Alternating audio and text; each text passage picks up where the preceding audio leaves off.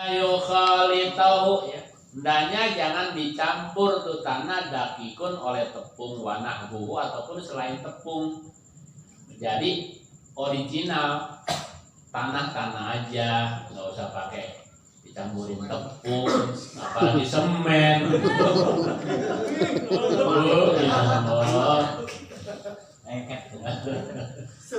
Jelas. Wa ayak sidahu dan hendaknya berniat bermaksud untuk melakukan tayamum. Nah kemudian yang berikutnya wa ayyam saha, hendaknya orang yang melakukan tayamum itu menyapu, mengusap apanya? Wajahahu, wajahnya, wayadaihi dan kedua tangannya, bidor bata ini dengan 2 kali sapuan. Tadi kan ya udah dicontohin.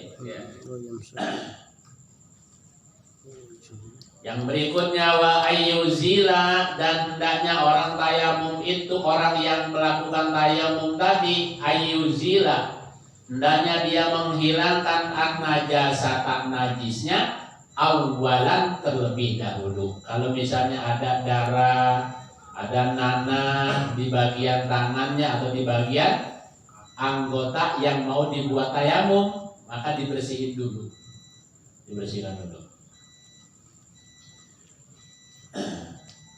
Habis motong sapi, habis motong kambing, cuman memang kagak ada air, di tangannya ada darah nyiprat tuh kan, iya kan?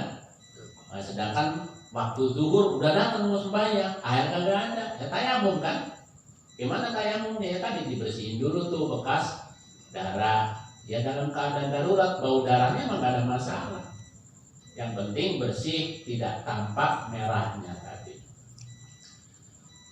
Lalu kemudian wa ayyajtahida fil qiblati qablahu.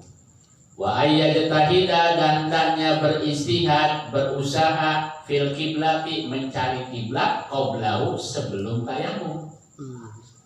Jadi nyari kiblat dulu, karena posisi kita dalam kondisi musafir, bukan kondisi dalam tinggal di rumah. Musafir yang belum tahu arah kiblat, bisa jadi kan lagi di mana, di Anyer, masjid kagak ada, musola kagak ada, matahari ketutupan awan, malah kelihatan, bingung kita mau sembahyang. Kita tanya dulu sama orang sekitar. Kemudian wa ayyakunat tayammumu, dan hendaknya tayamum itu ba'da, sesudah dukhulil waktu, masuk waktu. Beda kualitasnya dengan wudu. Kalau tayamum entar baik tayamumnya kalau sudah masuk waktu. Kemudian wa ayyatayammama, dan hendaknya orang yang tayamum itu bertayamum likulli fardin, untuk setiap sholat fardu.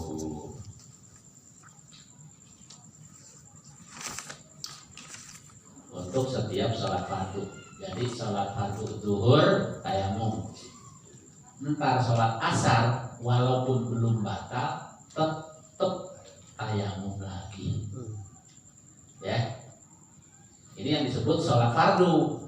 Kalau sholat sunnah qobliyah boleh nyambung sholat fardu. Nanti setelah sholat fardu ba'diyah boleh, karena bukan sholat fardu kan alasannya. Di sini setiap satu tayamum satu sholat fardu. Makanya kalau yang haji, yang umroh kan suka di pesawat tuh, di jamak. Kalau saran saya sih tetap 2 kali tayamum, gitu. 2 kali tayamum kan nggak ada ruginya, lebih aman. Kalau mengacu kepada dalil kitab ini, disebutkan bahwa setiap satu tayamum 1 kali sholat fardu.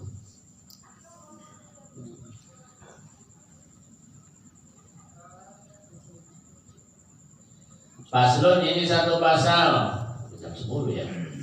Furudut tayamum, fardu-fardunya tayamum. Khamsatun, ada 5. Al-awwalu, yang pertama, naklut turab, mindahin tanah dulu, tadi itu dikerok dulu, diangkat. Yang kedua asani, yang kedua an-niyatu niat, tadi niatnya. Nawaitu tayammuma badalan anil wudu lillahi ta'ala. Saya niat tayamum sebagai pengganti wudu karena Allah. Asalisu yang ketiga mashul wajhi, mengusap wajah. Ar-rabi'u yang keempat mashul yadaini, mengusap kedua tangan. Ilal mirfaqaini, sampai kedua sikunya.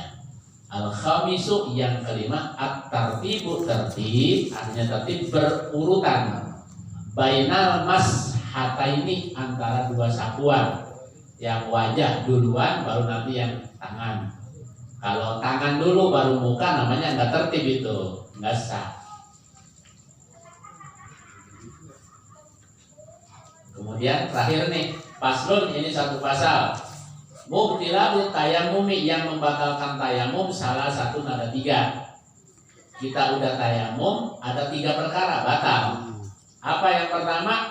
Ma'abtolal wudu'a, apa saja perkara atau sesuatu abtola yang dapat membatalkan al wudu'a, terhadap wudu, otomatis membatalkan tayamum. Karena tayamum sebagai pengganti wudu. Kalau yang membatalkan wudu ya otomatis membatalkan tayamum. Kentut misalnya itu kan, atau bersentuhan kulit antara laki dengan perempuan yang bukan mahramnya tanpa penghalang, itu pun batal. Yang kedua wariddatul murtad. Ya. Yang ketiga watawahumul ma, ya, beranggapan ada air, mengira ada air. Buat siapa? In tayammama, kalau orang itu tayamumnya lifaqdihi, karena ketiadaan air. Kenapa tayamum? Kagak ada air, gitu kan? Tapi ngomong-ngomong, jangan-jangan di pintu ada air dah. Nah, batal tuh tayamumnya. Ya. Itu apa? Jarak tempuhnya seberapa? Begini, yang dibolehin tayamum tuh. Kalau kita dari sini ke tempat yang ada air habis waktu, maka itu lebih baik tayamum. Tapi kalau dari tempat kita ke tempat yang ada air masih ada waktu, ya lebih bagus waktu. Misalnya kita di sini tinggal, kita punya saudara di Gintung atau di Pamulang atau di Pasar Jumat. Bang, di sini mah air banyak, Bang, gitu kan? Kata dia nih, udah naik motor, nyampe sana 10 menit. Wudu, iya, jadi sholat di sono. Kirain pulang dia, cuma cari air doang. Ntar sampai tengah jalan tentu. Balik lagi. Begitu. Jadi kira-kira kalau ke sana habis nggak waktu? Itu. Kalau masih jarak tempuhnya masih memungkinkan, masih leluasa waktu, misalnya ya udah ke sono samperin, ya kondangan pergi naik motor, Iya. nah, iya kan, contoh layar tancap nyampe juga naik motor, Jalan kaki juga. iya, apalagi ini urusan ibadah ya, jadi harus apa, harus sungguh-sungguh mencarinya, ya sampai dulu ya, sampai watawa humul ma in tayammama lifaqdihi, tayamumnya karena memang karena ketiadaan air. Nyangka di Pamulang ada air, ya ini baru nyangka, apalagi dikabarin, ya udah tayamum nih, jangan-jangan di situ Pamulang ada air. Nggak lama telepon keluarga atau teman, Bang, di sini mau banyak air, Bang. Udah mari we wudunya. Pergi sana. Dasar males. Ada buru-buru tayamum supaya juga kagak. Tayamum, sembahyang juga belum mau. Ya. Faslun alladzi yaqulu minan najasati wallahu a'lam bishawab. Nah, umpamanya itu di dalam pesawat kan ada tanah. Tayamumnya gimana? Iya. Kalau di pesawat kan nggak ada tanah, maka namanya gubar. Gubar itu apa? Serpihan debu. Serpihan debu yang nempel di kaca pesawat, yang nempel di jok pesawat, sama kayak kita naik kereta, naik bus, gitu kan? Itu ada gubar. Gubar itu apa? Debu. Kalau kita dulu di kampung, rumah bilik, rumah bambu, ada matahari dari sono kan bolong nih, kelihatan tuh yang terbang-terbangan tuh gubar namanya, serpihan debu.